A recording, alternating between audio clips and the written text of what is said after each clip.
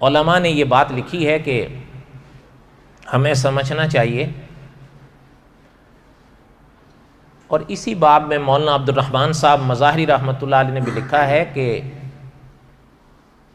جو کلام پاک یا احادیث طیبہ کے جو مسائل ہیں وہ میرے یا آپ کے ترتیب دیے ہوئے یا گھڑے ہوئے نہیں ہیں،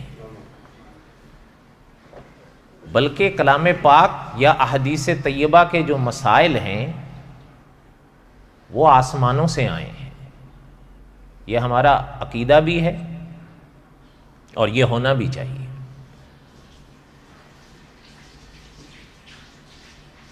اگر کہیں پر کسی لحاظ سے ہم میں کوئی غلطیاں ہیں، اور جب ہم کلام پاک یا احادیث طیبہ کی تعلیمات کو دیکھتے ہیں یا پڑھتے ہیں یا سنتے ہیں، وہ اگر ہمارا جو عمل ہے اللہ نہ کرے اگر وہ ان فرامین کے مطابق نہیں ہے تو ہمارا قصور ہے، پھر بدلنا ہمیں چاہیے، نہ کہ ہم کلام پاک کی آیات یا احادیث طیبہ بدلنے چل پڑے۔ ویسے عام طور پر یہ تو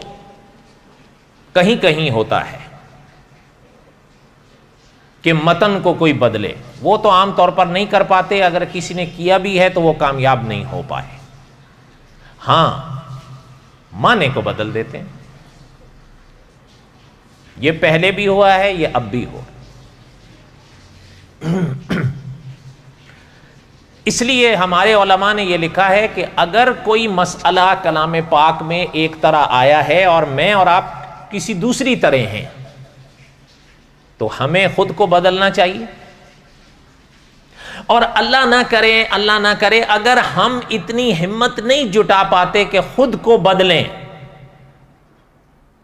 تو پھر صاحب قصص الانبیاء نے یا دوسرے علماء نے لکھا ہے کہ پھر ہمیں چاہیے کہ کم از کم ہم پھر اپنی غلطی کو مان لیں کہ ہم غلط۔